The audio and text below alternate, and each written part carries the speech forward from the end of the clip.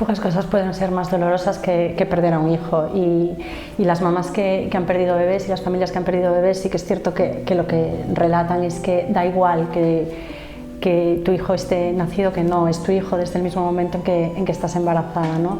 Entonces es un duelo que hay que transitar y es un duelo muy difícil. Hay una frase que dice que cuando se pierde a un padre te quedas huérfano, cuando se pierde a un marido te quedas viuda, pero que cuando se pierde a un hijo te quedas sin palabras.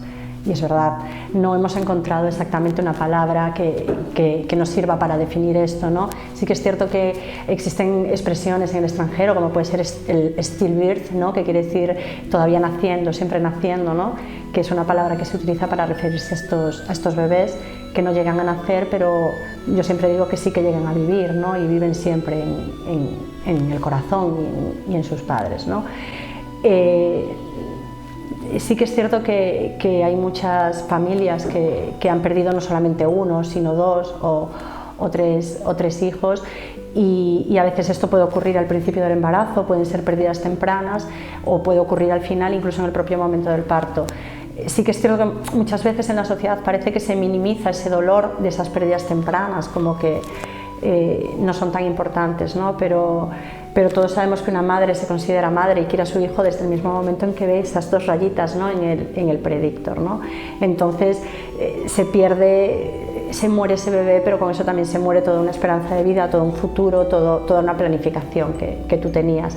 Entonces sí que es cierto que es muy difícil enfrentarse, sobre todo además cuando te encuentras alrededor en la sociedad con mensajes bien intencionados pero que hacen más daño que bien, como muchas madres relatan, ¿no? Que me dicen pues no estés triste, era mejor así, bueno, al menos no había nacido, pues esta serie de frases realmente hacen mucho daño, ¿no? Y claro que tienes que estar triste, has perdido a un hijo, ibas a ser madre de uno y a lo mejor ahora eres madre de uno pero ninguno vivo.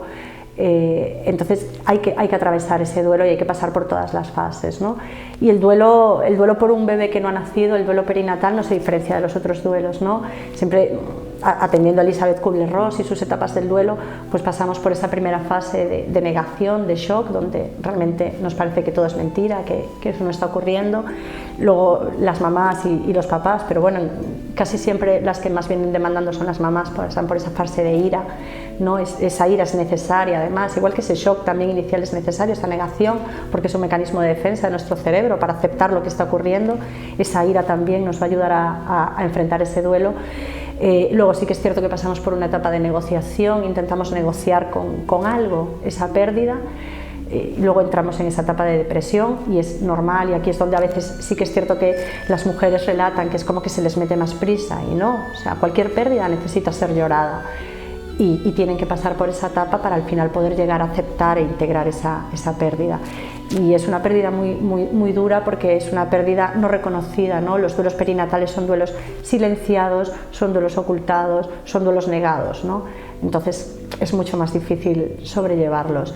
Pero yo siempre le digo a las mamás que se tienen que dejar esa oportunidad de sentir, de llorar y que su hijo está, su corazón está lleno pero sus manos están vacías.